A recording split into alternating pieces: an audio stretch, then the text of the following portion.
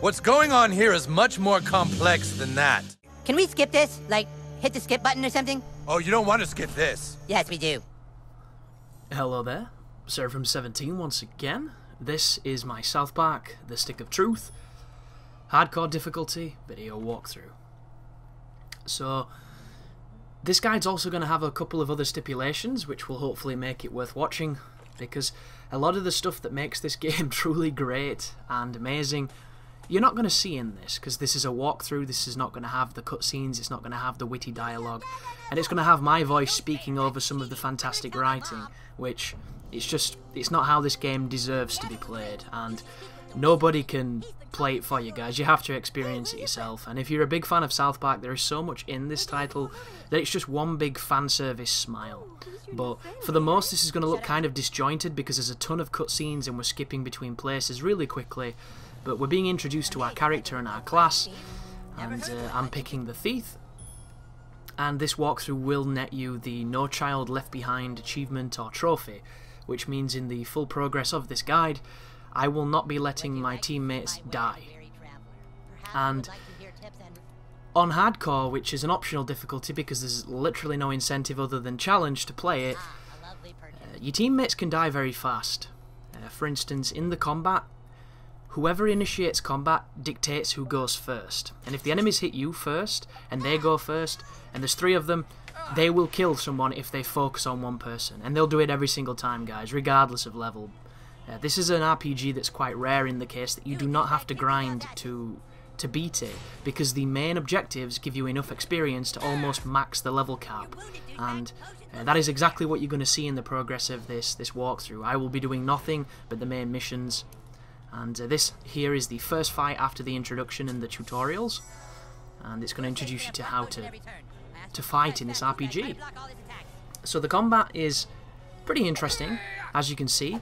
You can guard by pressing a button when the shield is below your character's feet when you're being attacked, and you can get critical hits by landing perfectly timed attacks. And as you see there, if you do 2 blocks successfully in a row, you can then riposte, but the timing on the riposte can sometimes catch you off, so you want to be careful.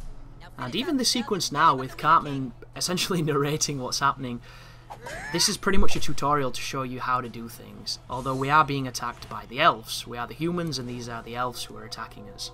So this right here is one of my special abilities, is playing as a thief. It allows me to do backstabs, and because we're in the mood of waiting for Dark Souls 2, it's quite a fitting ability to have. Something to bear in mind as well, the 3 flashes on it are a little bit misleading, because a lot of the time the game will say perfect when you press the buttons correctly during those combat sequences. On the backstab, it doesn't necessarily grade you, and it's the same with Butters' hammer, I think. There's a certain... no, sorry, same with the stun. I kept thinking that I wasn't doing the stun correctly because it didn't say perfect or it didn't grade my attack, and it turns out to do it successfully and perfectly, you will stun the character when you use Mug, and that's how you know whether or not you've done it right. And this game is awesome, guys. It truly is. It is a simple RPG. There's not really too much to it, but the components that are there are really fun and really interesting. And it's just a joy to play. Like, I'm a massive South Park guy.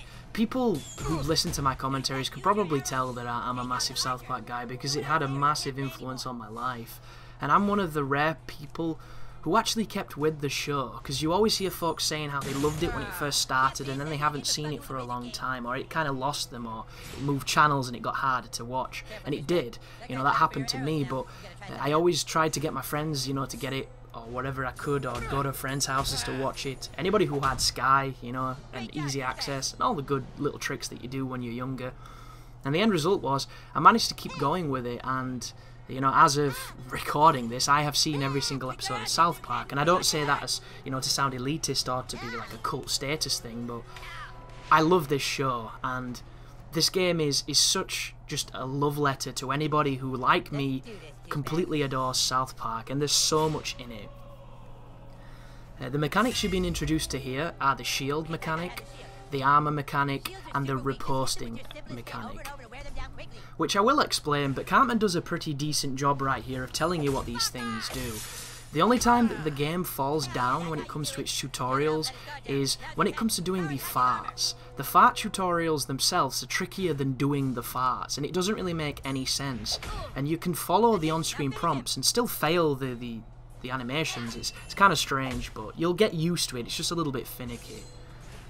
And other features, the game's not too good at explaining certain accessibility things. And I don't know if it's because I started on hardcore and it doesn't give you the tooltips or whatever, but I literally played most of the game without realizing that I could hold the right bumper and select between my farts, or tap it to select between the farts. And it might have been my problem of not reading it when it did show up, but I just didn't notice it. A lot of the things in this game are at times a little bit poorly explained. But that is, you know, a couple of frame rate problems and a lot of loading are the only cons in this entire experience. Everything else is more than I wanted it to be. And that is a fantastic thing to say, considering the last two games I've covered, while equally fun games in their own ways, have had a lot of cons. And this is just, for me, and it might be the fanboy in me speaking, even though I'm always trying to look at things objectively and critically, it's really solid.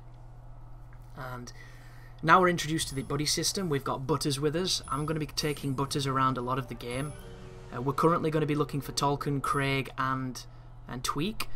And that's going to be coming up in the next video. A second thing as well, guys, you want to be looting everything. The more you loot, the better it is for you. You'll get items, you'll get weapons, you'll get upgrades, you get a lot of great stuff. And I'm going to trim a lot of that out, so you might see little inconsistencies where garage doors are open where they shouldn't be, and it just means that I've looted it, but I've taken it away from the video so that this guide can be as concise and as swift as possible. But here is the fast travel. It involves using Jimmy, and you know, if you don't like South Park or you're easily offended, then this game is just not for you guys, because there's a lot of stuff in it that's really going to push people's buttons. And unfortunately, my version is heavily censored around abortion and a few other areas of anal probing, which is a big shame. But there you have it, guys, the beginning of the Stick of Truth guide. Thank you for watching, and as always, you take care now.